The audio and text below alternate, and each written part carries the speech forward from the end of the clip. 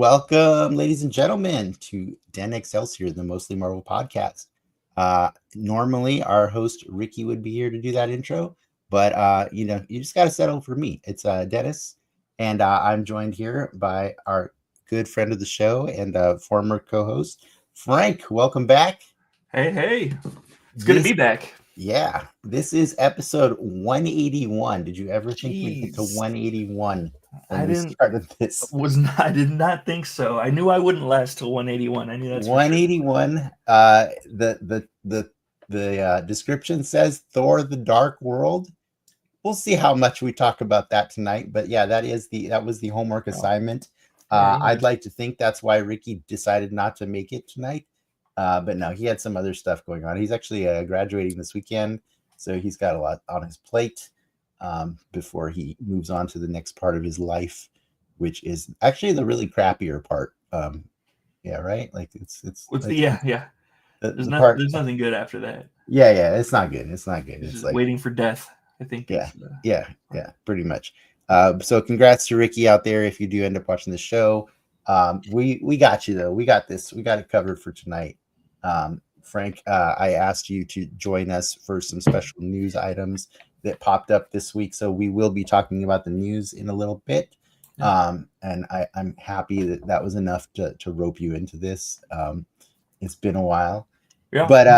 But before we get that, we got to do the regular banter and just chat about like, what have you been nerding out on since you could either say this week or since the last time you've been here, like whatever you want.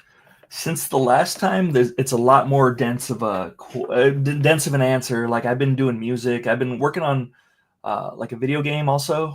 Okay. I've been kind of taking steps to learn art, pixel art, and working in Unreal Engine and stuff like that. So that's kind of what I've been nerding out on. But I started with my strengths on that project. So I've been working on music first. So I wanted to score the entire music, which I did. And now I'm working on like producing the stuff that I've composed. Okay. So it's kind of a long thing, but nerding out on recently, and this has derailed me from anything, is the Claire Obscure Expedition 33. I've seen that one. This game is fantastic. Is it? If you're a foot guy, you'll especially like it because there's a character that flies barefoot. She just puts her little feet in your face the entire time. It's great. Tarantino must love that game. Nice. Yeah. What would you compare that game to so that I know? Did you ever play Lost Odyssey like around 2012 I think it was on the Xbox? No. Did you play Legend of Dragoon on PlayStation 1? Yes. I think it was. It's kind of like Legend of Dragoon in that like it's turn-based and you can kind of enhance your attacks by doing things at certain times, like doing button prompts at certain times. Okay. And the story's really dense too. Like it's really good. It's really well written. And it's a single player game, right? It's a single player game, yeah. RPG. Okay. Yep. Right. And I imagine it'd be fun to watch, but I haven't tested that theory myself. My dog likes it. She thinks it's funny. Gotcha. We've also been collectively nerding out for the last year or so on Baldur's Gate 3. Oh yeah. Or has it been almost 2 years? I can't tell. I feel like it's been 2. Didn't it win Game of the Year, right? I think August will be 2 years, I think, right? Yeah. Have you beat that game on any playthrough at all? I've been waiting to do it with you guys and then seeing how I want to approach it. I have another party that I play with also. I feel like we're pretty close. I feel like we're pretty close, right? We seem really close, yeah. Yeah, we seem really close. Like so much so that when we played last week without you, because like you gave us permission whenever you can't make it to play without you, we just went and we were clearing up side quests and stuff. And cool. There's a lot less of them, and the side quests seem to be like merging into main quest territory the more we do them. So like, okay, that's good. I was like, okay, like we went to go I think we went to go to grandma's house or something. I don't remember what the hell we went to go do. Okay. And next thing you know, we're fighting a bunch of agents of Baal, and I'm like, hey, that's kind of heavy. Like we didn't. Why? We just were walking through the park, and now there's all like it's getting there's balls everywhere. There's balls everywhere. Yeah, balls deep. Gotcha. Yeah, but yeah, no, I'm happy to hear that. Yeah, you haven't been cheating on us. I have I did recently buy that on PC also so that I can play with Lindsay because the split screen kind of makes her sick. Oh, that's right. And they have crossplay now, right? Crossplay, yeah. Yeah. I have it on PC also. If you ever Cool. want to get down.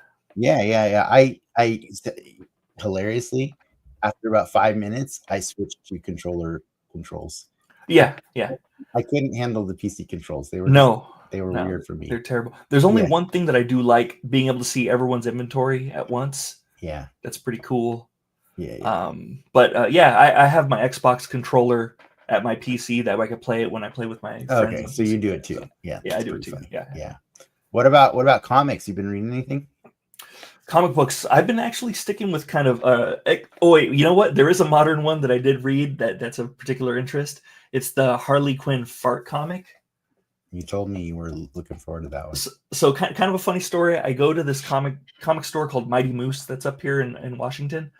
And there's an older guy, and him and I were talking about like Golden Age Justice Society, and we were talking about the stuff with like Parallax and Hal Jordan. We were just talking about kind of older and classic titles and things like that. Mm-hmm. And then I was all like, so anyway, when are you getting that Harley Quinn fart comic?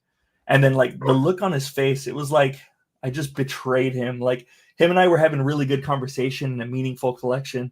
And then I just dropped this degenerate comic on him that has fart fetishes. Nice. I've been reading Hush Part 2. Oh, the new one, yeah. I've heard about it, but I haven't read it myself. How's it going? Have you heard good things about it? I've heard like kind of mixed things. I don't expect to hear good things about it. Is it not good? Do you not like it? It's not good. I think the problem, like, because when's the last time Jim Lee drew anything? It's been a while. It's been a while, right? Yeah, it's been at least I would say like 5-10 years since he did like all the internals and stuff. He does covers every so often. It kind of looks like it's been a while. That's rough. It looks. I think it's not so much that like like one. I'm not like blown away the same way I was when I turned each page of Hush, the original one. Because in fairness, I don't think Hush is a very good comic. I think it's a beautifully drawn comic. Sure, I think it is. But I think we both know that Jeff Loeb has highs and lows, and they're very, very. It's very much peaks and valleys, right? It's very crazy. I wasn't expected to talk about Hush, but like since you brought it up, like I like the character Hush, and I like what he did to Batman's suit. Like from then on, Batman had like tread on his boots and stuff like that, and there were things like that I really enjoyed about what Jim Lee did with it. Oh, that didn't happen before that, huh? Yeah. Yeah, he had like the flat like Spider-Man booties kind of thing. And then after that, he went straight to. He did All-Star Batman, didn't he? Yeah, oh, he did. Man. Oh, that's great. Woo, that was a rough one. That's awesome. But yeah, so I will say this is not as bad as All-Star Batman, but like and anybody listening to our show knows that I talked about this like a week or two ago also. But basically the dilemma they're putting Batman in this first few issues of the comic is Hush has mortally wounded the Joker and forced Batman to decide what to do upon discovering his body, and Batman has all these flashbacks of everything the Joker's ever done to he and his friends and family and stuff. Yeah, and he's contemplating what to do, and next thing you know, he chooses to put him in the car and drive to Leslie Tompkins and have her help save his life. What a pussy! Right, and I'm just like, you know what? Like the older I get, the less comfortable I am with this no kill rule. That because the writers keep having to find more and more elaborate contrivances. For like, what about in this case? Like, is it killing him if you just walk away? And I'm like, like I get it. He's got a compulsion to preserve life. I get it. It's that's his thing, right? He doesn't want anybody ever to go through what he did.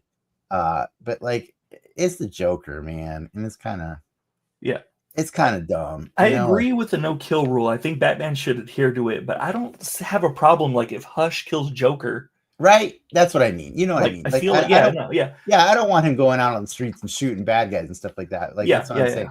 I don't want him Ben Afflecking it or anything like that, you know, yeah, but or I'm even just saying, Keatoning it. yeah, but I'm kind of okay with I don't have to kill you, but Yeah, that doesn't mean I Christian have to Bale-ing save it. you. Yeah, yeah, Yeah. yeah, yeah, Right? We yeah. kind of Christian Bale it. that's our line, I think, is where Mhm. that's okay, you know, like and I get it. It's But it's not instead, they George Clooney it to where he saves everybody.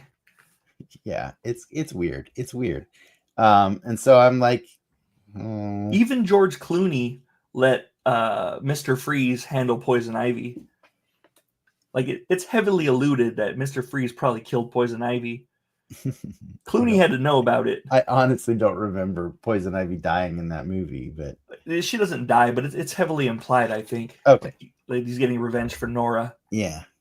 But yeah, But yeah, okay, I see I what you're don't know. saying. I bought the first 2 issues, so I'll probably keep going for a little while longer, and we'll see. It's weird. It's weird to go to a comic store every month right now, but Yeah, yeah. I mean, for me it is, I guess. But I guess you go to the Mighty Moose to get fart comics every now and then. Yeah, did I tell you about that Far comic? Not other than just earlier in the show. So the basic premise is that Harley, or Poison Ivy farts in front of Harley, and she gets really embarrassed about it, and she walks out on Harley, and Harley's like trying to squeeze out a fart to like make her feel more comfortable. Ivy walks out, and then Harley goes to like a museum because she wants to steal something nice for Ivy, or Harley wants to steal something nice for Ivy to as a way of saying I'm sorry, kind of thing. And she steals this cursed manuscript about fart poetry that was written by some author back in the day, and it turns out she gets cursed with farting, and so she farts a lot, and she's trying to lift the curse by killing this Dutch woman that farts fire. So she has to have the Dutch woman break the curse, and then Harley can't sneak up on her because she keeps farting at inopportune moments. Yeah. So she gets Plastic Man to be her costume. He becomes her his actual face is where her ass is, and so she farts in him and like kind of balloons up like Violet Beauregard. And this is just her quest to dispel this curse. That sounds kind of funny, actually. It's actually really funny. It is really funny. Yeah. But the best thing about the book, if you read the actual physical copy of it, it's Scratch and Sniff. Scratch and Sniff, right? Yeah. Yeah. Is it all nasty? I haven't opened it yet. I want someone around me that'll appreciate these disgusting smells. And so they actually it's like triple bagged when I bought it from the distributor. Yeah. Because it smells like farts. Yeah, and I don't know if I want to throw it into one of my like boxes. Stinkor? That's what I'm hoping. I'm hoping it smells bad. It ruins all your comics. Yeah, that's what I don't want it to be. Like I'll have to put it in a plastic. I don't know what to do with it, but that's funny. At one point she describes one of the farts as smelling like roses, like one of Ivy's farts, and I'm like, oh, I gotta smell this thing. I gotta know if it smells like roses or not. That's funny. You reminded me of my most recent nerd acquisition. Oh, nice. Yes, you probably didn't know this, but Ricky knows. I've been collecting the DC Icons figures lately. That's cool. Have you ever seen these before? I have not. They came out, I think, in like 2017. They announced them at like Comic-Con. Mm-hmm. And it was basically a 6-inch line from DC Direct with superposable like articulation comparable to Marvel Legends. Okay. And I found out, like, I remember at the time when I saw them in the really beautiful display case, I was like, oh my God, I cannot afford 2 lines at the same time. I can't do it. I just can't. Yeah. And so I just said no, even though I thought they looked really cool. They had cool accessories. Mm-hmm. I would just like cover my ears and close my eyes and be like, la, la, la, la, la, whenever I saw them in store. I just like, no, I didn't want these. Well, I guess I wasn't the only one who did that. For whatever reason, like the line failed. After 2 years, they discontinued it. And then eventually they moved on to 7-inch figures they actually re-released a lot of the figures as 7-inch ones, which I don't do because I don't like the big ones. And then eventually DC Direct kind of went under and McFarlane took over the license and stuff. And so what ended up happening is this series only ever released 31 items or SKUs or whatever. Yeah. Like it never got past 31. And so I found that out recently this year, a few months ago, and I was like, I can do 31. I can do 31. That's a pretty achievable collection, right? So like, sure. And also then I can finally have 6-inch scale DC figures besides my Hush Batman and Superman, which are like in all of my toy photos that I ever do with Batman and Superman, it's just them and everybody's like, you should do one with the Flash or Wonder Woman. I'm like, can't do it. Don't have them. Yeah. So Harley marks number 10 now in my collection. Cool. After 2 months of collecting. Yeah. So are you buying them every couple of weeks then? I buy them when I find them. And I've been actually, with the toy photography stuff, I've been kind of ramping up, selling, partnering up with other businesses and having them sell my art for me and stuff. Cool. And, or doing events at businesses and things. And so I've kind of gone to every nerdy spot in San Diego. I've learned about a lot of nerdy spots that I didn't know of. Cool. And it's been really cool. But whenever I'm at them, whether or not they choose to do business with me, if I see a DC icon, I will throw my local small business some money and be like, yoink, I'm buying this, so. Yeah. But yeah, the place I found this one is at this place that I highly recommend you come to next time you're in San Diego. Have you heard of Ninja Exchange? No. You know of Frankensons though, right? Frankensons? No. You've never heard of Frankensons? Okay. Mm-hmm. I would have thought you would have heard of Frankensons. Not all Franks know each other. No, Frankensons is a thing in LA or Irvine. Mm-hmm. That it's been famous for years and years and years in Southern California because it's basically like a nerd swap meet. Okay. It's a place that it's a big warehouse that a collective group of all the comic stores and card shops and toy people, collectibles, they all rent space, and it basically looks like the vendor side of Comic-Con. Cool. But it's static. It's always there. The only trick is they only use the space 3 days a week. I think it's open Wednesdays, Saturdays, and Sundays or something like that, or Wednesdays, Fridays, and Saturdays. I don't remember. And so, and even then, not everybody opens their little caged booth every day. You know what I mean? So sometimes it's sad because you'll go to Frankensons and you'll be like, "Ooh, that guy's got cool stuff. I wonder if," and he's not there today. He just didn't want to come, because it's basically people who have their own real shops or their own other jobs that they do.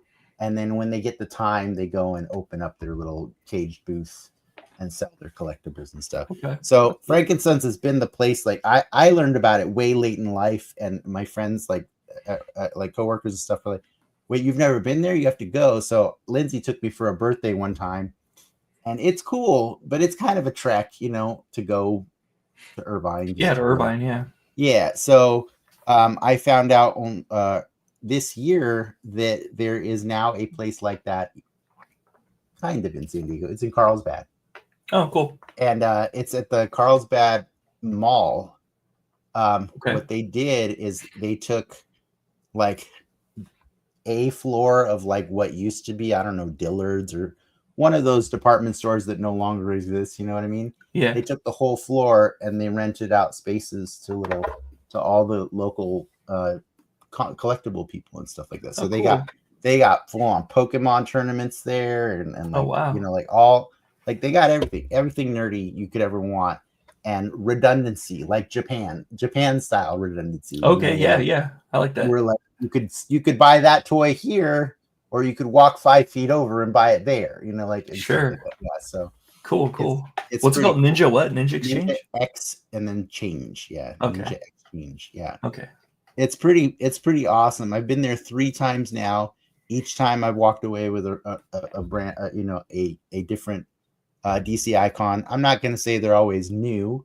The Harley Quinn came out of box, but she's complete. She came with everything, so cool. I couldn't complain. But yeah, I think you could like it. It's basically just that one side of Comic-Con. Yeah. Without all the empty, sad, desolate side of Comic-Con. Do you think it's empty? Well, to be fair, I haven't been to the San Diego one in a while, but Oh, okay. the one I go to mostly is Emerald City now, and Okay. the exhibitor areas, they can be full sometimes, but they're mostly empty. Gotcha. I do know that like every time I've ever gone, they're usually pretty full, but they don't move a lot of product because they like the price couch and stuff like that. And I won't lie, new toys at Ninja Exchange just don't. It's like, Yeah, just go find it online cheaper or something. you could also try to haggle if you can. Yeah, that is the fun part of those things. Is you can haggle if you want. Yeah, they're willing to say IRS be damned. We don't care. They'll definitely. Yeah. Especially if you have cash, like Oh, they're more willing to haggle for sure. Yeah, I got the old Voltron toy for like less than $100 because I haggled him down. But he did give it to me without the box. He has the box, but he's all like, "Oh, $100 for the box too," and I'm like, "No, I'm good without the box." Yeah. No, it was really funny because the last one I got before Harley was the last time I went to Ninja Exchange, and it was like technically the first time I went, I didn't get a DC icon. What I did is I met a guy that said, "Dude, I have like 4 or 5 of these at home. I'll sell you these, like, if you want, like, I'll get them and sell them to you." And so I met up with him later at something else, and he sold me, like, because he actually saw my toy photography and he wanted me to have them so that I could do photos with them and stuff. So so the first time I didn't get them, but the second time I came back and I asked that same guy, I was like, "Do you know of anybody else who's got them?" And he's like, "You know what? It's called Evolution Toys. It's over down that way to the left, blah, blah, blah." That guy's got like a Swamp Thing up on a shelf that's like signed. Oh shit. And it's like, and I was like, "Oh, okay, who's it signed by?" And Alan Moore. No, dude, it's signed by damn it, the original the executive producer of the old X-Men cartoon. Avi Arad? No, sorry, the not the executive producer, the producer. Damn it, what is his name? He also produced, I think,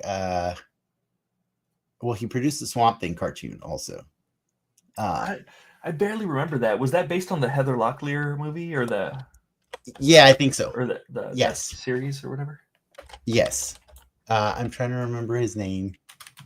Swamp Thing. I'm looking it up too. What is his name?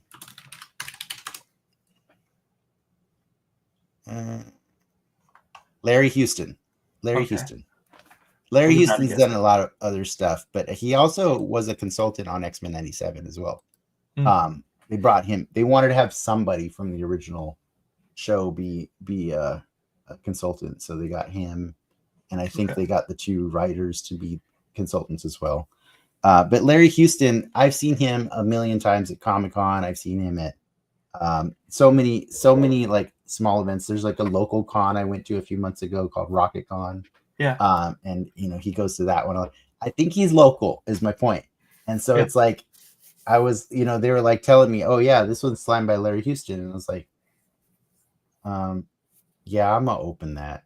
And I was like, I'm gonna open that because I know how easy it is to get Larry Houston's signature. So yeah, that's cool. Don't worry about it. I'm looking at his credits. He was a storyboard artist for Spectacular Spider-Man. Yeah. That's dope. That's hella dope. Yeah, he did a lot of stuff. It's cool. But yeah, so I highly recommend Ninja Exchange. If you've never seen the DC Icons line, look them up. They're pretty cool. Yeah. There's some choice pieces in there that, like, it's from a very specific time.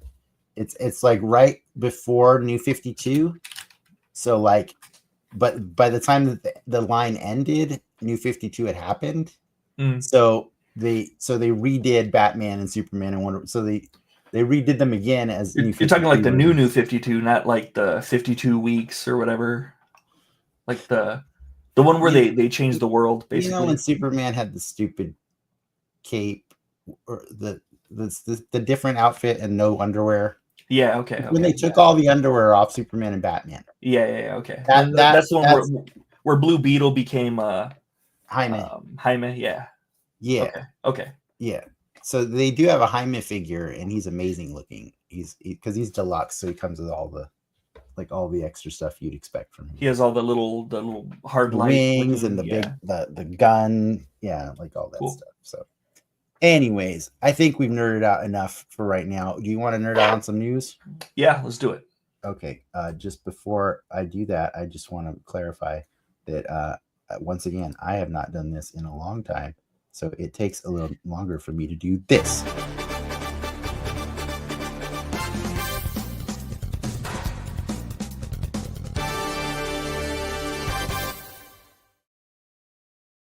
So we had several trailers come out this week. This was on my list of things to talk about. So that you brought it up. I'm gonna bring them up in the order that they happened. Okay. So if that helps, if that helps get you, it actually I think is a rising scale that occurs here with the order that happens, because I think we got the Spider-Man Noir. I want to say they say it's a trailer.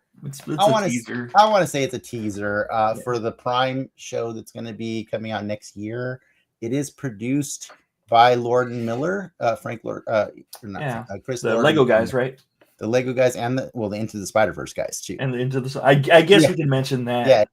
So it is produced by them. So I have a lot more faith in it just because of that.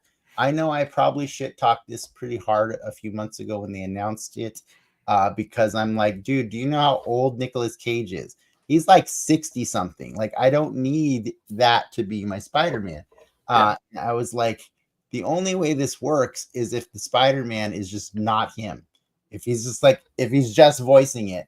And guess what? Like, that's a CG Spider-Man, dude. Like, that's from what I saw in this trailer, I kind of give it a thumbs up. I don't know. Sure.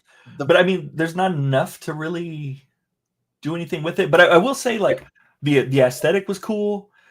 Nicolas Cage is great 70% of the time. Yeah, like it was a little flat on the line delivery sometime. Yeah. I do like his I hope they find him someday. Sorry, like I really like that. That was pretty cool, and like it's an intriguing premise. I like Spider-Man, the Spider-Man noir world in the comic books. Yeah, but the noir one didn't have webs though. In the comics. No, he did not. This one seems to have webs. They do give him. I don't mind them giving him webs, but I think he had web shooters in Into the Spider-Verse also, didn't he? He did. They all did. They were all swinging around, right? Yeah. So like, okay. So I can kind of let it go. Yeah. I would give this one a thumbs up for now, like one thumb up. Like it's passable. Like, I mean, it looks better than I imagined it would look. How about that? Yeah, sure. Like, yeah. I think the only negative that I really have is that there's like a potential for like overcomplication in the spider world, I guess. Like, I don't want normies to get confused about, well, who's this Spider-Man? I thought Tom Holland was Spider-Man or Miles Morales. I don't want people to get kind of confused about it. I don't want them to bring too many elements from Spider-Man lore, like especially if they bring like Vulture in for something, for whatever. Like, I don't want them to get confused with Michael Keaton's Vulture versus a new Vulture. I mean, I feel like the Spider-Verse movies have done the heavy lifting for that, though, right? Haven't they? Mostly. I would hope. But normies. I just want to remind you, the Spider-Verse movies are the only ones to have won an Oscar. Okay, fair enough. So they technically are the better ones, right? Technically. Sure. All right, moving on to the next trailer we got this week. We got Ironheart, and they made a very good point of reminding us that it is produced by Ryan Coogler. Disney knows full well that name needs to be on anything that he's even remotely associated with, because that man's stock is through the roof right now. I was surprised they only mentioned Wakanda Forever. Like, mention Sinners. That right? Seems the more likely thing. Right? That's, come on, man. That movie did gangbusters beyond expectations. That movie, by all accounts, if it was directed by anybody else, would never have made as much money as it's made so far. But he knocked that movie out of the park, and he is riding that high. And Disney's like, by the way, he made this thing a long time ago, and we're only now finally releasing it. You know, like Yeah, they should have brought that up. Should have brought up all his accolades like Creed, Sinners, right? the first Black Panther. I think, right? Yeah, it just seemed kind of weird that they're all like, "Oh, Wakanda Forever." That's the only thing he's ever done, and it's like, yeah. I was kind of arguing with Ricky about this because when we saw Sinners, like I think Ricky. It seemed to impact him the least of any of my friends that watched it. And he was like, yeah, it's a good movie, but Black Panther 2 is still his most important movie. Whoa. And I was like, what? I was Wow. like, did we watch the same movie? Right? Because I was like, did you catch all of the subtext in Sinners? Did you understand what was happening in that movie, man? Like I was like, maybe he didn't. No, I don't think he did. It's fine. It's fine. I'm just throwing it out there because you're here. Yeah. Because I not only do I disagree with that statement, I kind of feel like it's the opposite, right? Like I don't know. Like I feel like if we think about every movie that Ryan Coogler's made, I mean, maybe Creed 2 is not as important as. Wait, did he make Creed 2? Did he direct Creed 2? I want to say, I could look it up. I want to say he did though. Like I'm pretty sure he did Creed 1 and 2. He definitely did. Obviously, he did 1. Yeah. Yeah, sure. He obviously did 1. But let's see, cast and. Oh no, he didn't. Stephen Capel Jr. Okay, gotcha. I mean, he had to. Did he? He didn't even produce it. What did he do? Where do you rank Black Panther: Wakanda Forever on Ryan Coogler's list of movies? And by the way, I just want to be clear for the AI that's going to come in and edit this clip later. I love Black Panther: Wakanda Forever. I am not saying it's a bad movie. I'm saying Ryan Coogler makes bangers. He just makes bangers after banger. And I kind of feel like that's his least. Yeah, I'm not going to. I don't think it's his. Well. No, I agree. Yeah, it's his least impactful because I think Black Panther 1 had the biggest impact on just the community and just Marvel fans in general. Like it brought Black Panther into the limelight. I think Creed like revitalized an entire franchise, man. Creed revitalized the franchise, and Sinners is a pretty important story, I think, with vampires. In fact, I almost think that the vampires kind of weakens Sinners a little bit. I mean, it was good fun. Don't get me wrong, it was fun, but I think it's used as like it's a fable, right? It's the movie's a fable, and in that sense, the vampires work perfectly fine for it. And also the fact that like Remick is so old that he's an Irish. He's from a time in Ireland when they were put in the same circumstances as the Black community in that movie. You know what I mean? So like, in that context, it matters that he's a vampire. But I'm trying to take away. It could have been anything but vampires. It didn't have to be vampires, is what I'm saying. It could have been any other supernatural thing too, sure, or whatever. And I think the story was just fine the way it is. But so I think most impactful would probably go like. I gotta say Black Panther first, and this isn't a knock to anything. Just Black Panther first, Sinners. No, Black Panther first. Yeah, Sinners, Creed, and Wakanda Forever. And that's not a diss on Wakanda Forever. There's also Fruitvale Station, which is a pretty. That one I haven't seen. That's a downer. That's a downer. Is it? Yeah. Fruitvale Station. It's good. It's a good movie. It's a really good movie. It's Michael B. Jordan also cool. It's a true story. That one. See, I don't want to hear. I don't want fucking true stories. It's hard. That one's hard. This cast is nice though. Like Octavia Spencer, Chad Michael Murray. Yeah, no, it's if you've never seen that one, I'll give you a pass for not including that higher on the list. But it's pretty. Yeah, I don't think anybody that saw Fruitvale Station ever thought that this guy would just make Sinners, and everything that's happened so far. So. But we digress. I think that the Ironheart trailer looks fun. I like the idea of like, what I like about this movie or this show the most. I think that we get kind of a do-over on the fact that the Iron Man movies skipped something really cool that happens all the time in the comics, and it's that Iron Man uses his technology to beat magical forces. Mm-hmm. That's like the majority of his like arch enemies, Fing Fang Foom and the Mandarin. Like, he has to outsmart them with his tech, and they're using magic. For me, this is a do-over on Iron Man 3. This is the how we got cheated out of a fight with the Mandarin and Iron Man. Now we're kind of getting the Hood and Ironheart, which is, yes, it's less than Iron Man and Mandarin. Right. But it's still it's what I wanted to see in Iron Man 3. Yeah. So I can feel you on that. I like the improved suit design. I like the antagonist because I like the Hood. I'm a fan of the Hood ever since he came out, and I like the idea of Riri Williams. I like the idea of that she's like Tony Stark in the cave kind of thing, just kind of building out of scraps. That's always an interesting concept to me. So I don't know. I hope they do it well. That's one of the reasons I like Iron Man 3 so much. This is also it revisits that whole. It shows you that he's the MacGyver of this generation. Yeah.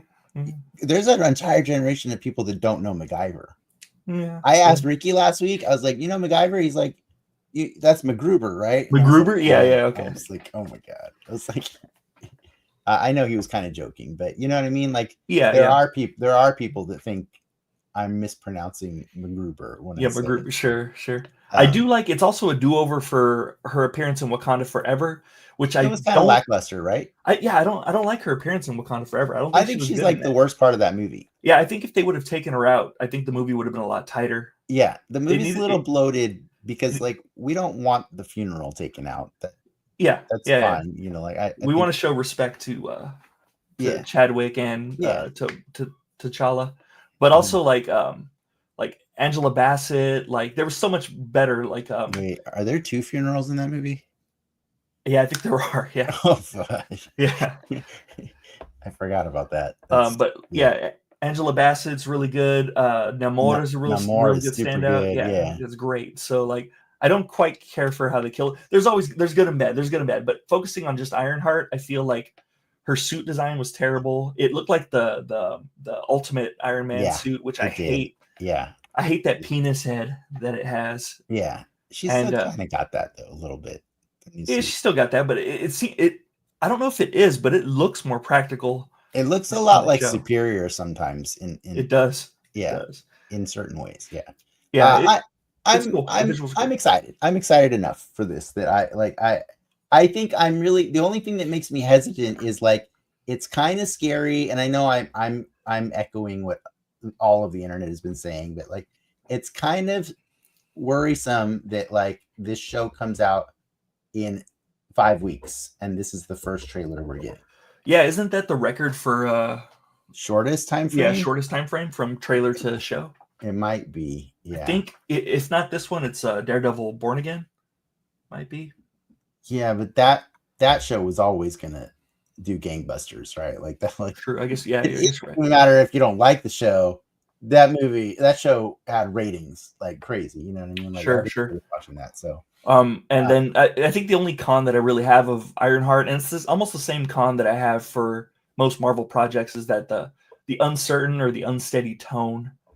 Like it wants to do too many things with the tone, and I really think it should narrow its focus. This is where I hope that Coogler he put his hand in there a lot. Because I know he's just executive producer, even though they're putting his name out there all over the thing. I really hope that he helps manage that tone. And I think like you and I were discussing over the phone yesterday, like I really hope that he got Ludwig Göransson to come and do this music. Because if he did that, we're in good hands. We're good at, because I think he manages tone a lot better than a lot of the people in the MCU. And I don't know if you've heard, but I've seen a rumor recently that that Coogler has been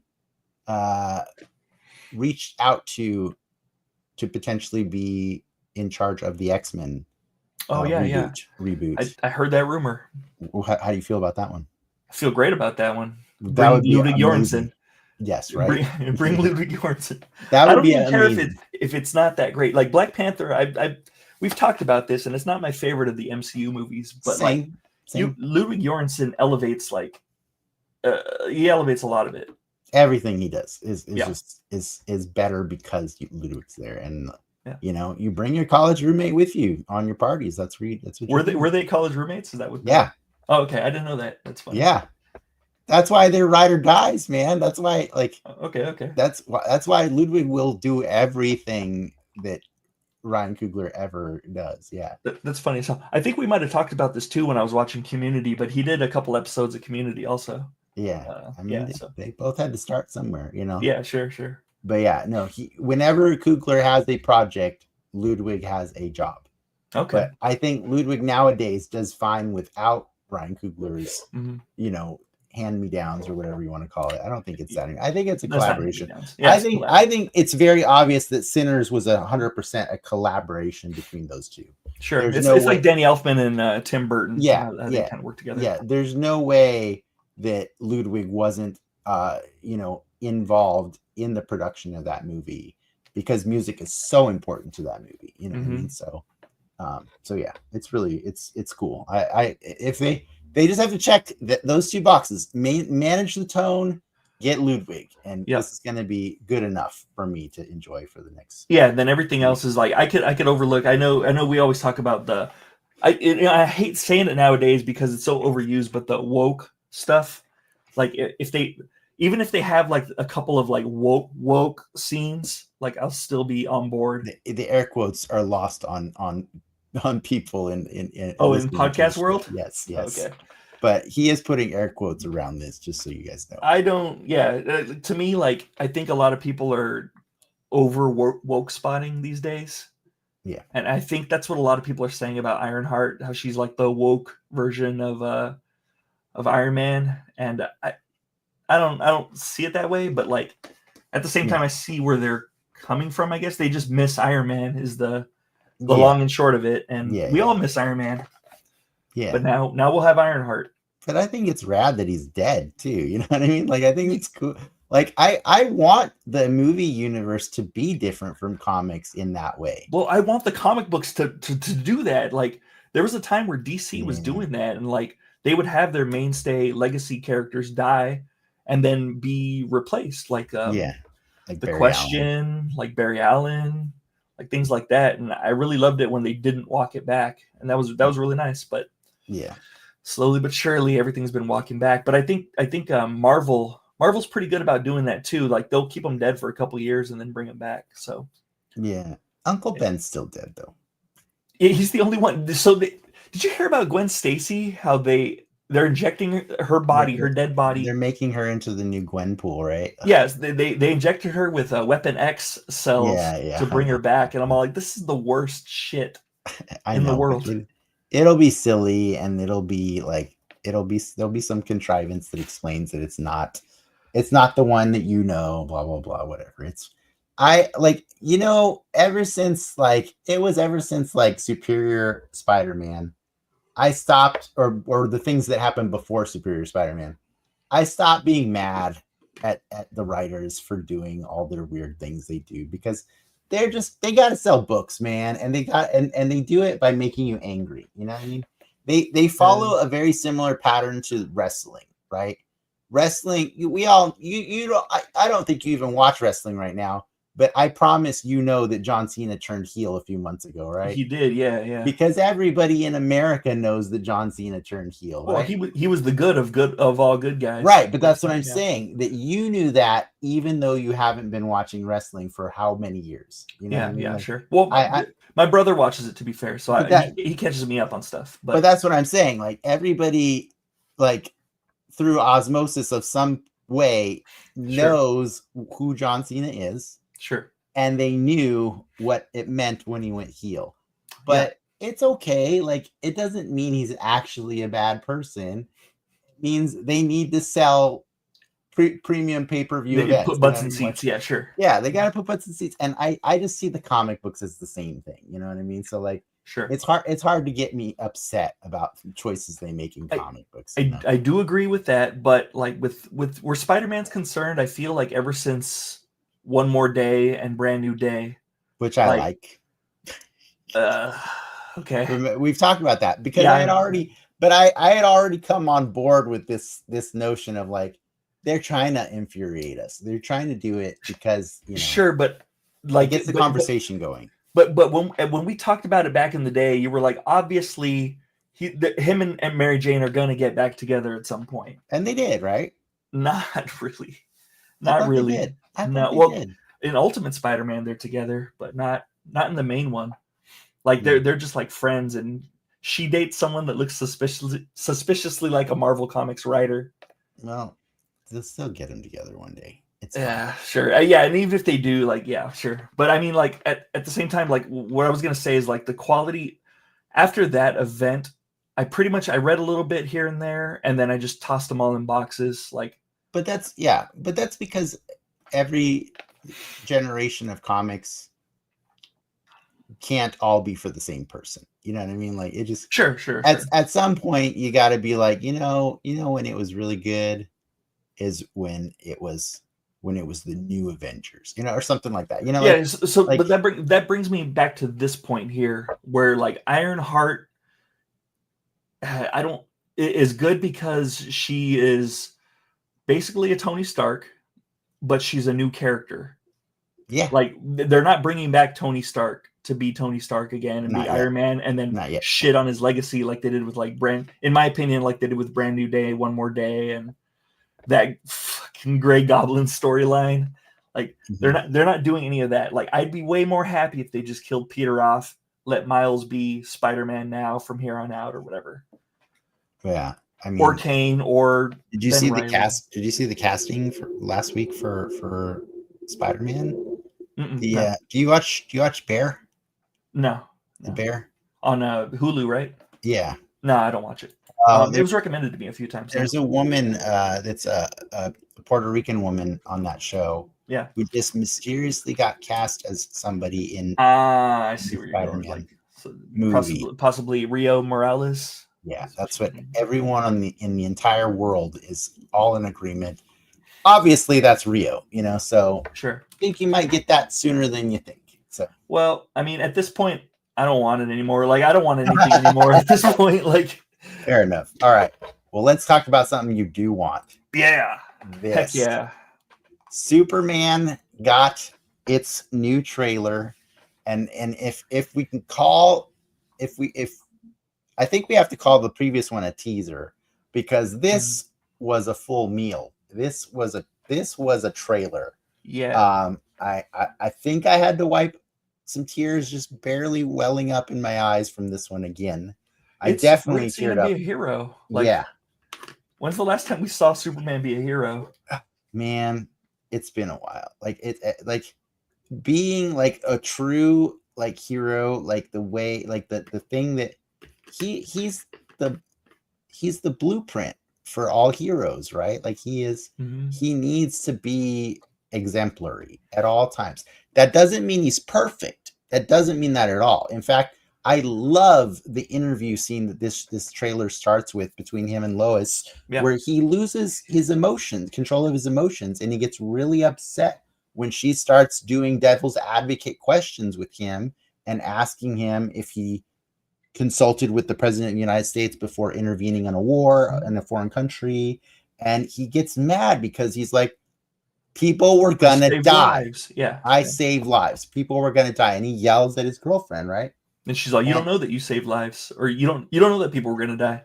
Yeah. And so I think it's cool to see him be so passionate about the thing that he cares most about is he values every human life on this planet.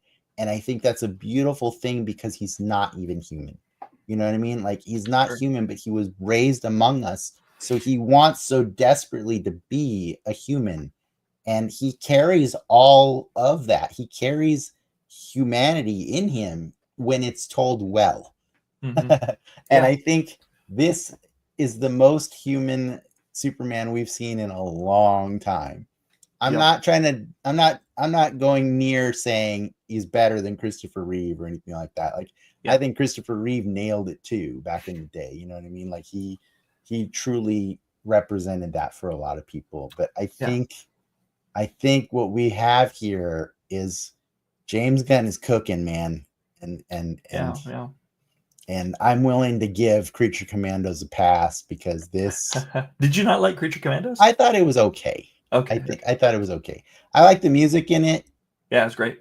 I don't think the jokes hit as hard as he wanted them to. Yeah, I think some of the jokes are pretty Yeah. weak. Some of them were pretty dated. Yeah, The exactly. incel jokes weren't funny. Yeah, if it's a comedy cartoon and it's not making me laugh, then I'm kind of like, meh.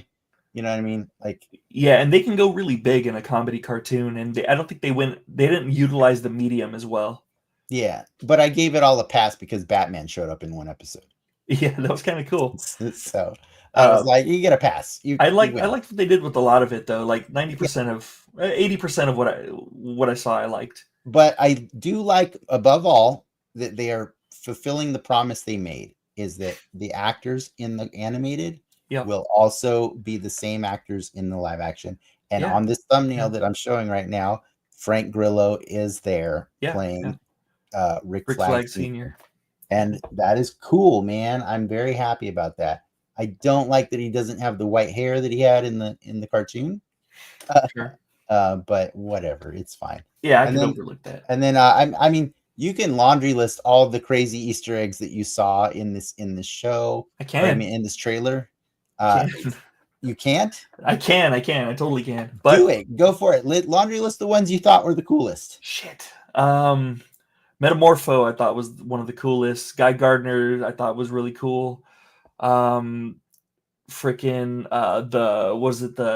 the arm of Barovia or whatever, the hammer of Barovia. The hammer of Barovia or something like that. Barovia, yeah. I thought that was pretty cool. Crypto, Big Belly Burger on the billboard. What else? His little robots. The robots in the Fortress of Solitude is great. There's in this picture, it looks like we have somebody from the Authority here, right? The engineer. Yeah. That's pretty cool. Is that supposed to be Ultraman? Yeah, I think it is supposed to be Ultraman. Okay. I was gonna say also the Authority. The Authority is a movie that's coming out too, right? That was on his slate, right? I think they're planning on it. Yeah. So it's nice. It's nice that he's already integrating other stuff in here. Mr. Terrific, of course, is awesome. Hawk Girl. Yeah. I like Mr. Terrific in particular because he's one of those. We always talk about the woke stuff, the quote unquote air quote woke stuff. But like he's gay. Mr. Terrific's gay, so they could just put him in here and he can fulfill that criteria, you know, and still be like a good character. He doesn't have to rely on it for his character, is what I'm saying. And he's a cool character. He's a cool character. He's been in a lot of media for a while now. He was in the old Justice League cartoon. True. He was in Arrowverse. Yeah, the Arrowverse and stuff. Isn't he the fourth or second smartest guy or first smartest guy? He's like one of the smartest people in the DC universe. He's at least like top 3, I think, right? Yeah, top 5 at least. I don't know. Top 5 at the very least, yeah. Lex is up there too, right? Like, even though Lex constantly gets his ass handed to him by Superman. Yeah, I think one of the things that I noticed about the Hammer of Barovia is that it looks like it could be Lex's power suit later on down the line. Yeah. So that I'm getting definite vibes about that. And you never watched Superman and Lois, right? I didn't. No. Oh, they did a thing where like they introduced a Steel from a different universe in that show. I love Steel. And I kind of always hated him because his suit just looked wrong. And then in the final season of the show, Lex steals it. And then it's like, oh, wait a second. Oh, this looks way better now. You know, like, okay, cool. So the wrongness of it as Steel became the rightness of it for Lex. You know, that's awesome. It was cool. He never did the thing and just spray painted it green and purple. But like, I was like, fine, it's good enough. Like, good enough. Fine. Yeah. Good enough. Yeah. Yeah, that's great. Yeah, I also like Pa Kent. It seems like they're going to kill off another Pa Kent, which is fine. I'm not sure. I don't know. We haven't seen Pa Kent die enough in film. Not like the Waynes. I feel like this Pa Kent might get to live. I feel like we've seen the Waynes die like, what, 4 times, 5 times? I don't know. I mean, obviously there's been more Batman movies, but like I've seen Pa Kent die twice, and the second one was very upsetting to me because it was stupid. Yeah, that was really dumb. So it was super dumb. If we get a Pa Kent, James Gunn is really good at killing people off and making their deaths matter. I love dogs. Don't get me wrong. I really love dogs. You think he's gonna kill but Krypto? no. I'm saying no dog is worth dying for. You're going back to Kevin Costner. Okay. Yes. No, I agree. Especially when you are the father of Superman and you have the obligation to be a moral compass for this stupid kid. This stupid kid that constantly asks you what's good he just wanted to dope out. He was done with this shit. Yeah, he's like, I can't stay in this franchise. This is dumb. He's like, I'm out. They want me for Waterworld 2. I gotta go. Yeah, exactly. No. Yeah. But yeah, I'm getting death vibes from Pa Kent. I'm not, but that's cool. I really like a lot of the Art Deco stuff. It definitely gives the feel of the 40s Superman with like the Daily Planet globe being on top of the building, whatever. And I like seeing also like in the newspaper clippings, you'll see like something, it says like written by Clark Kent and then photos by Jimmy Olsen. Yeah, that's tiny, it's minuscule, but it means a lot to me, actually. Well, he's got the whole news team in that movie. Like he's got them all. He's got Cat Grant. He's got Cat Grant. Yep. Yeah. He's got the sports guy. I forget the sports guy's name. I don't remember either. Yeah. But yeah, like just everything about it is like really good, really classic vibes I'm getting. So yeah. The suit definitely is all-star Superman for sure. Like that's the logo looks like Kingdom Come though, right? Not color wise, not kind of like both. It's kind of, I think the all-star one's very similar to that too, isn't it? I thought it was more of like a fat S, like you could see the top of it on the all-star. Oh, let's pull it up. Yeah, let's pull it up because our viewers can wait for us. Yeah, our viewers can wait. And besides, they're. You're right. It's the old school S on the All-Star one. Yeah. So yeah, it's more the Kingdom Come S, but the rest of the suit looks All-Star. Yeah, which is fine, and I like the trunks. I like. I love the trunks. A lot of it's a throwback, and I appreciate that. You can tell that James Gunn read comic books. I love that he makes it so clear that the mom is involved in this suit. Yeah. When she's like, I just cleaned your boots. I just cleaned your boots. Yeah. I love that she's like, I'll go get them for you. Not use your super speed to go get them out of the laundry room. Yeah. She's a mom. She's being a good mom. I'll go get them for you. And then it's going to be really heartbreaking when you find out she's the Martian Manhunter the whole time when they do the James Gunn cut of this movie. Yeah. Is just because we do need to wrap this one up. Is this your most anticipated movie of the year? Yes. Mine, 100%. Yeah, 100%. And it was neck and neck with the Fantastic Four for a while, and now this one just steamrolled it. It was never neck and neck for me. Oh shit! Okay, hot takes here. It was never neck and neck. I know this is the mostly Marvel podcast, but I'm sorry. Ever since this movie was announced, this has been my number one movie to see this year. I challenge Fantastic Four to be as entertaining as this movie, because then we win if it is. But I have nothing but faith in this movie. I'm super excited. All right, we're going to move on to the last piece of news that is just super nerdy. Did you see this toy? Look at that. That is Shana, the she-devil, or Shayna. I don't know how to pronounce it. They have remade Kazar and Zabu in most recent years. That's cool. I think in the last year, actually. And so it's finally time to do a new updated version of Shana. And this was leaked by I think Dwight Stahl or Ryan Ting, one of the guys at Hasbro Marvel Legends team today. Yeah. They haven't said when or where, but man, it's a good. That looks great. That looks fantastic. That's an awesome looking figure. So there you go. I had to fulfill the obligation of getting some toy news in there. Yeah, I just recently seen a deleted scene from Age of Ultron at the end when they have the new lineup of heroes. It's like Falcon flies in, Rhodey flies in, and but they had Captain Marvel in there. Like I guess they were going to introduce her in that one. Brie Larson. It wasn't Brie Larson. It was some other actress. That's right. It was going to be somebody else, huh? But that's what I was getting at. This toy looks like that version of Captain Marvel, like in the face. Interesting. So yeah. Well, cool. All right. That looks cool. That looks really cool. Yeah, it's time to do the thing that we came here to do. Here we go. Right.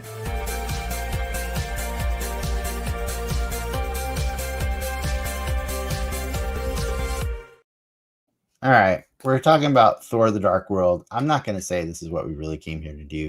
This Because is the best movie. Honestly, I convinced Frank to come here because I said we get to talk about that Superman trailer. It's not often when we agree on stuff, so when we do, we need to roll with it. We need to nurture it as much as possible. That Superman trailer is so good that I would rather just keep talking about that instead of Thor the Dark World. Also, you know what? I don't care that you're graduating. Screw you, Ricky, for making me watch Thor the Dark World and then dipping out today on this podcast. That's a power move. That is a power move, man, because I bet you didn't even watch Thor the Dark World. And I had to power through it. I'll tell you this, because like I told Frank, just so the viewers understand, I told Frank because like when I said, would you be willing to watch Thor the Dark World? Because I called him yesterday. Was it yesterday? It was, yeah. I said, look, because he groaned. He said, and I said, look, you don't even watch the whole movie if you don't want to. Watch as much or as little as you want. Just can you please be prepared to come and talk about it for a little bit? And he's like, oh, I'll go look up some clips. And I was like, but like, I need you to understand that, audience, because that is how much we dislike this movie. Like, it doesn't add anything to the Marvel universe. And I think that's kind of the biggest problem of a movie that's coming off of the heels of Avengers. Because like, love it or hate it, however you feel about Iron Man 3 at least continued the story a little bit more post Avengers. You know, I think. Well, I want to say something about Iron Man 3. Like that's kind of a positive too. Like Rhodey shows up in it. Like there's a big threat, and Rhodey's like kind of in the thick of it. Yeah. Whereas in Thor: The Dark World, it feels like he's more isolated from everything else, and there's something big going on. The finale, in London. The finale of the movie is a giant alien invasion again. Yeah. In London, and just Thor deals with it. And nobody shows up. Nobody else. Nobody even calls them. They're all like, call them on the phone and be like, hey, do you need help? No, I'm good. I got this. I even explained away the reason nobody comes to save the president in Iron Man 3 last week, because I finally noticed it, is Iron Man only has time to call one person before, and it's the vice president who's in on the whole thing. Yep. He's in on the coup. So it's like, okay, that makes sense why Captain America or nobody else showed up. They all assume the president's dead because Air Force One blew up. They don't even know he's alive, you know? But in Thor, it's like, it's on the news, man. It's a giant alien spaceship is at the end of this movie. And it was just dumb. Like, I think it's just like, you know who did mention this? There's an episode of Agents of S.H.I.E.L.D. where they have to go there and clean up after the alien ship that's left behind. Which I wish Agents of S.H.I.E.L.D. kind of would have stuck with that a little bit, or at least split off into a different show, like a Marvel cleanup crew. I wanted what's the other one? What's it called? The Dukes of Hazzards. No, it's not the Demolition Squad. What is it? Something. You know what I'm talking about? Yeah, I know what you're talking about, but they actually show up in Spider-Man 2. No, Spider-Man 1. Spider-Man 1. Yeah, Spider-Man 1, because they're cleaning up after I forget what they're called right now. I can't think of them either. Like the people in charge of cleaning up it was supposed to be a backdoor pilot that they were going to do, and then they decided to pull out of it. Yeah. Which I think would have been great. It would have been fun. Yes, there's a whole team of people. It's a comedic comic where they're in charge of cleaning up the aftermath of giant superhero battles. We are bad fans for forgetting the name of it right now, but I'm sure somebody in the comments will let us know whatever. Yes, something crew, whatever. But crew. Yes, but the point is, like, any kind of connection to the universe would have been more meaningful than a weird cameo from Agents of S.H.I.E.L.D. where like they're just there afterwards. Yeah. But like, I will say this, like, as I was watching this movie again last night, I did have this fun recontextualizing of it because of the time that I live in now. You know what I mean? Mm. And it didn't make the movie better. I'm not saying that, but I'm saying it made it kind of funnier for me because I don't know if you remember the beginning of this movie, but it starts with narration by Odin. Oh, yeah. And he explains that before there was light, there was darkness. and in that lived the Dark Elves. Mhm. Right, they're one of the oldest races in the universe. That's fine. And then when the birth of light came, so brought on all the new planets and new people and everything like that. Oh, quick interjection there. And all that sounds like Demon Knight, the Tales from the Crypt movie, when the main dude's explaining where the demons come from. Anyway, Sure. proceed. Sorry. Sure. And much like the demons in Demon Knight, the goal of the Dark Elves in this movie is to make the universe great again. Okay. So what do? They January 6th freaking Asgard to go get the ether or whatever. Actually, they January 6th earlier in the flashback, and then Bor shows up with his people, steals the ether right before Malekith, the leader, is going to remove the light from the universe, and then they have to sit around and wait in a ship somewhere floating in space for like thousands of years until the convergence happens again, revealing the ether, and then they can go get it. And at that point, clumsily, Jane Foster is accidentally like absorbed into her. So yeah, they January 6th, freaking Asgard to go and steal it. Thor's mom dies in the process, and Thor teams up with Loki, and they go out for revenge to kill Malekith and stop him from making the universe great again. No, Malekith has a line at one point that cracked me up because he's like talking in Elvish. Is he talking about the tariffs for most of the movie? And he's talking Elvish. Elvish. And he's saying, he says to his buddies, he's like, I will return our world. I will return our world to greatness, and I will destroy this poisoned universe. And it's like, I was like, guys, I didn't see this before, but I think you see where I'm going with this now. It reads as cranky old grandpa. Like it's like, I don't like my new neighbors. They're too brown. Get off my lawn. And it's just like, I always say this, and I say it a lot. It's like a hero is only as good as his villain. Mm-hmm. I think this villain sucks. I agree. And I think he's boring, but I did realize I think that was intentional this time around. I think the strengths of this movie, unfortunately, don't outweigh the villain, because I think we got trapped into a cycle of enjoying the villains in our movies previous to this, right? Like, I even enjoy Aldrich Killian more than and the Mandarin more than Malekith. Malekith is like easily one of the most underwhelming villains in the MCU. Yeah, he was a waste of Chris Eccleston, I think. Seriously, a waste of Chris Eccleston. And I think the real meat of this movie is the relationships that Thor is working on with Loki and Jane and Odin and to a lesser extent, how he's also dealing with the loss of the relationship of his mother, because she's gone.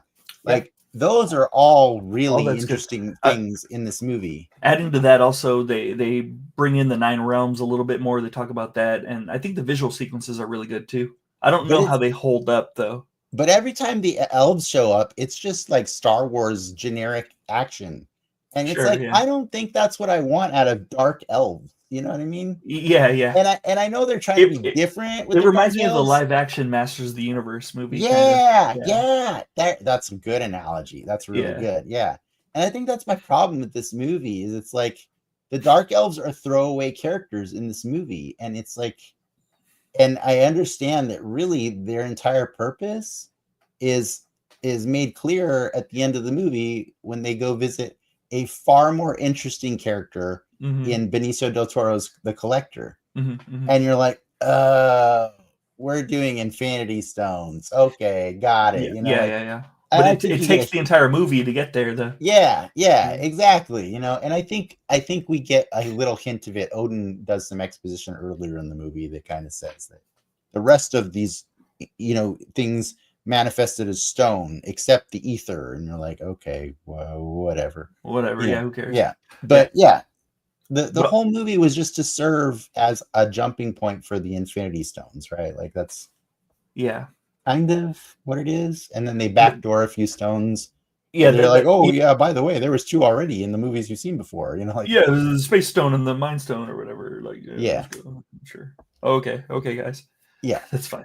Yeah, that's fine. I'll accept it. But I mean, I do appreciate that they always are doing that. They're always like planting things in there that get paid off later. That's cool.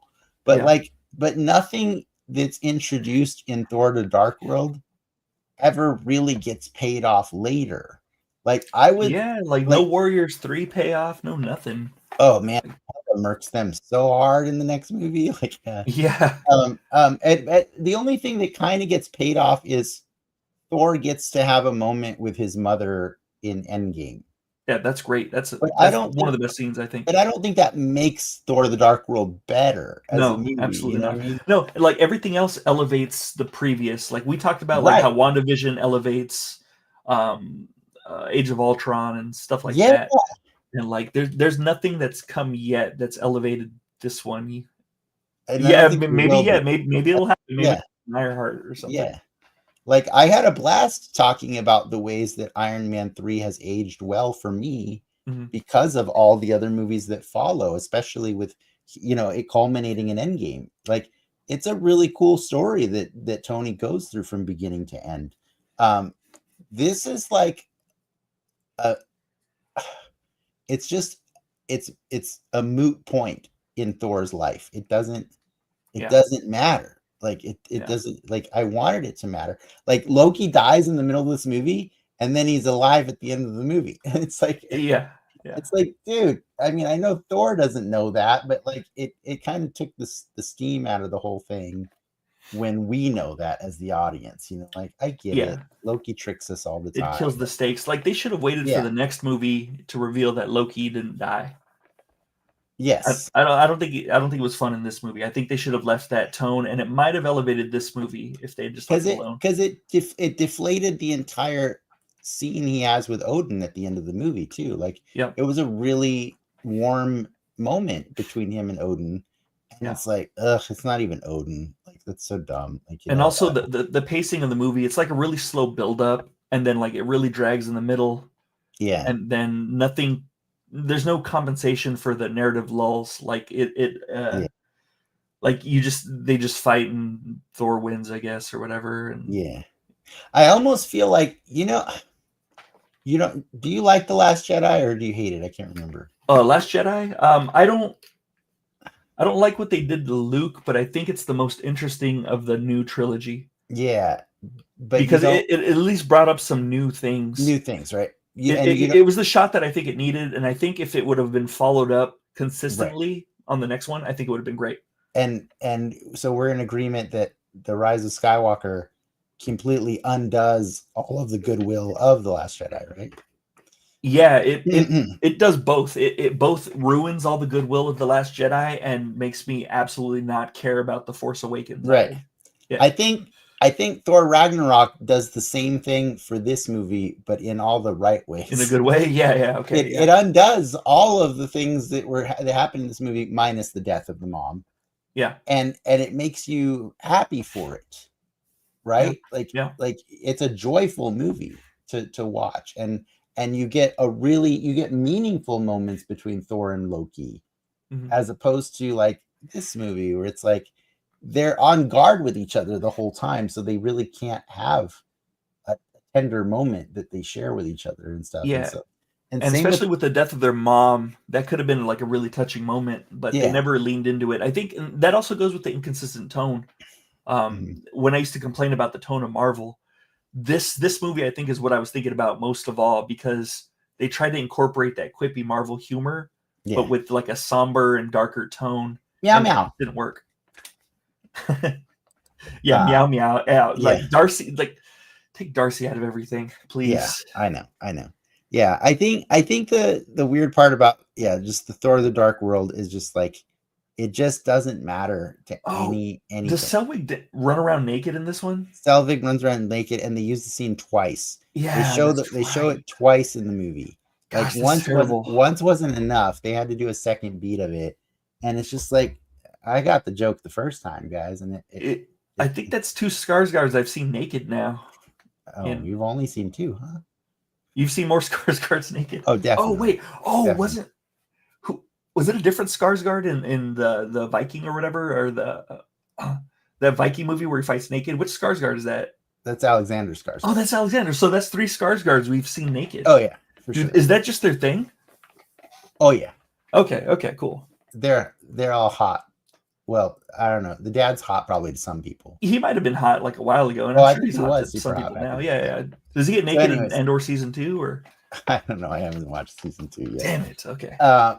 So that's where this discussion is gone. Is we're talking about naked Skarsgård. Well, because it's more interesting than the movie. It's more interesting, exactly, than Thor: The Dark World. So that's our way of saying we did not have fun rewatching Thor: The Dark World, and I did not appreciate having to sit through these annoying dark elves that only get mentioned as a joke in later on in the collector's collection.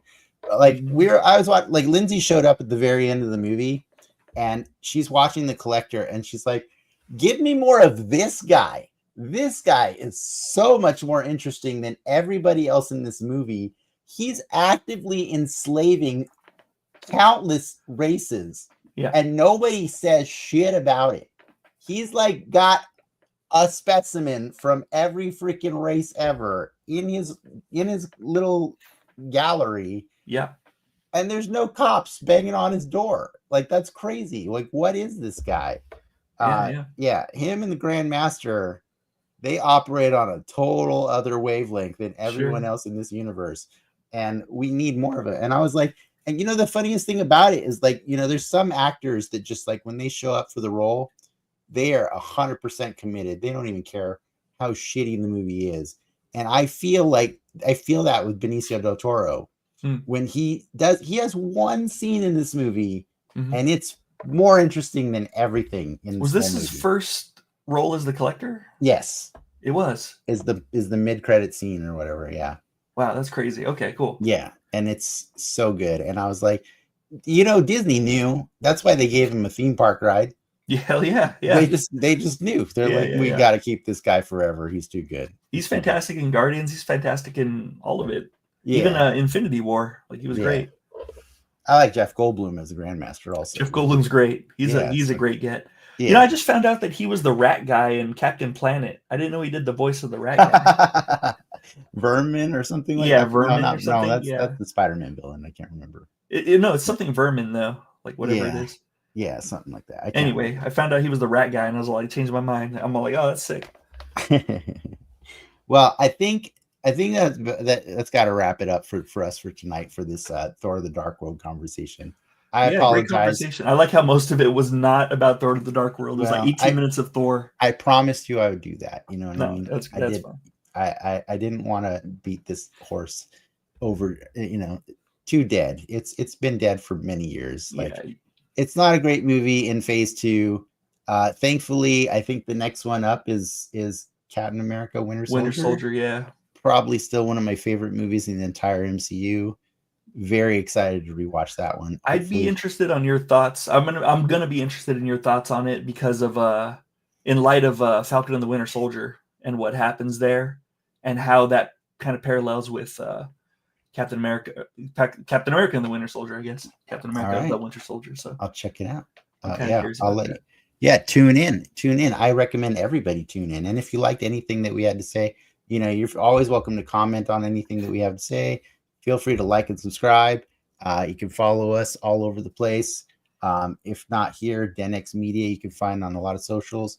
Frank, you got anything else you want to plug? No, that's it. I want to plug Expedition 33 a little bit more. Nice. All right. Well, I guess we're out of here. I guess that's enough for everybody, true believers. Enough said. Do we got to pause? No, it's supposed to do.